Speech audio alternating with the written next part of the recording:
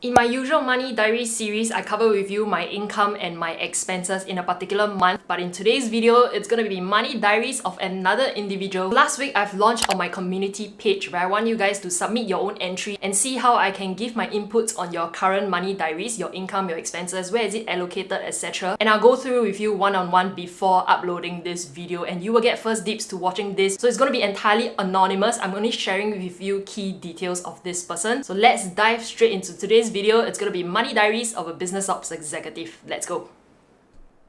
First of all, I want to say a huge thank you to this individual for providing 1 month worth of income expenses report so that we can actually go through it, and hopefully for those of you who are watching this video, you can apply it to yourself at home, go through your finances the same way I did for this individual and also for myself, and hopefully you'll benefit from it. So let's go into this spreadsheet right over here. This individual, he is 30 years old this year. He's a business ops executive drawing a salary after CPF of $2,120. His current emergency fund amount is $5,000 and it is kept with GXS and Mary Bank. These two banks, their savings account is on an invite only basis. So if you don't receive an invite from them, you can't open a savings account with them. GXS gives you 3.48% on your first $5,000 kept with them, and Mary Bank is 2.5% per annum for up to $75,000. And these two banks are fast-free savings accounts, so you can just park your money over there and you'll be earning the interest rates. You don't have to credit your salary, you don't have to spend with the bank. One thing I pointed out was hopefully he could be able to increase his emergency fund amount, because $5,000 to me is a little bit little. 3 to 6 months of your income or your expenses will be a good gauge for an emergency funds. And if you want to learn how to allocate it, I do have videos on emergency funds. I'll link up above and also down below. In addition to having his savings with GXS and Mary Bank, he does have an additional thing with POSB Save As You Earn. POSB Save As You Earn is like a forced savings. Credit your salary into a DBS or a POSB savings account, and every single month there will be a standing transfer from that savings account to POSB SAYE account, and it will be kept there locked in for the 2 years. If you withdraw, then you don't enjoy the 3.5% per annum. For those of you out there who find it hard to save, this could be an option for you where you can force yourself to save and still earn 3.5% per annum. So every single month he's transferring $150 over there, with that $150 contributing monthly. At the end of a 2-year period, he will have $3,600 and he will earn the 3.5% per annum on that amount. One other thing I mentioned to him was after this 2-year period has ended, which is soon for him, he could change it to either OCBC or UOB. OCBC savings account is that you have to credit your salary and also save $500 every single month with them, and you get 3.25% per annum. For UOB One savings account, you have to credit your salary with them and also spend with them to get the 3.85%, which is generally higher than OCBC, but you do have to spend with that bank. After the POSB SAYE ends, he can credit his salary to either account, whichever that suits him better. He saves 35.2% out of his entire income. The 50-30-20 rule is that 50% is for your expenses, 30% for whatever that you want, and 20% for saving. And with a 35.2% savings rate, that is generally not too bad. I need to be better at giving out compliments, so his savings rate of 35% as compared to the recommended 50-30-20, where your savings rate should be 20%, is higher, so it's good. It's not just okay, it is good. Variable expenses is at $705.60. Monthly fixed cost is $668.20. His monthly fixed cost comprises of monthly allowance to his parents, his endowment plan, and also his POSB SAYE. He currently holds 2 credit cards. One is the Standard Chartered Smart Credit Card and the Citibank Cashback Plus. Citibank Cashback Plus gives you 1.6% unlimited cashback card on almost anything. Standard Chartered Smart Credit Card gives you 6% cashback for your public transportation, digital subscriptions, fast food, and also your coffee and toast. So he spends quite a bit on fast food and public transportation. Needless to say, all of us spends on that as well. So this card fits him. For those of you out there who do not have the Standard Chartered Smart Credit Card, you can check out the link down below what this credit card is all about. I do have a combination of no minimum spending credit card I talk about on this channel. I'll link the video up above and also down below. In the month of April, with his spending on the Standard Chartered Smart Card, he will get $16.23, and with the Citibank cashback, he will get $4. So in total, his cashback is at $20.25. If he holds the HSBC Revolution credit card instead of spending on the Citibank Cashback Plus, he will earn an additional $5 in cashback. My recommendation was to add on the HSBC Revolution credit card, which will give you 2.5% cashback instead of Citibank Cashback Plus card, which gives you 1.6% cashback.